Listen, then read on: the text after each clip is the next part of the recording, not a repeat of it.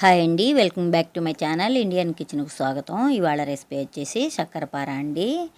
ఈ కొలతలతో చేసి చూడండి, చాలా టేస్టీగా ఉంటాయి. నోట్లో పెట్టుకుంటే కరిగిపోతాయి, అంత బాగుంటాయి. మీరు కనుక ఫస్ట్ టైం నా వీడియో చూస్తున్నట్లయితే ప్లీజ్ లైక్ చేయండి, షేర్ చేయండి, సబ్స్క్రైబ్ చేసుకోండి, బెల్ ఐకాన్ ప్రెస్ చేయండి. ముందుగా ఒక గిన్నె తీసుకొని అందులోకి ఒక హాఫ్ కప్పు వరకు పంచదార వేసుకోవాలి.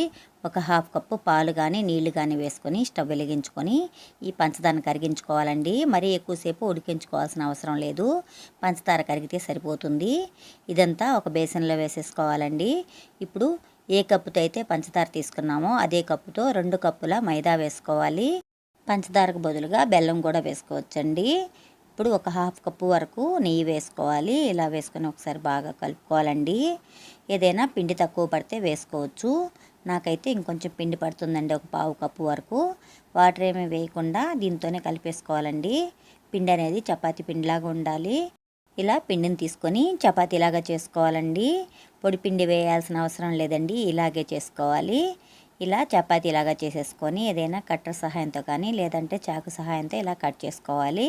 మీకు నచ్చిన షేప్లో నచ్చిన సైజులో కట్ చేసుకోండి. నేనైతే ఇలా కట్ చేసుకుంటున్నాను.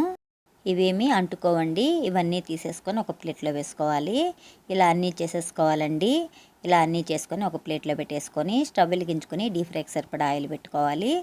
ఆయిల్ బాగా వేడెక్కాక మీడియం ఫ్లేమ్లో పెట్టుకోవాలండి. మీడియం ఫ్లేమ్లోనే పెట్టుకొని వేయించుకోవాలి. హై ఫ్లేమ్లో పెట్టుకుంటే త్వరగా కలర్ వచ్చేస్తాయి. ఇలా కొంచెం కొంచెంగా వేసుకొని వేయించుకోవాలి.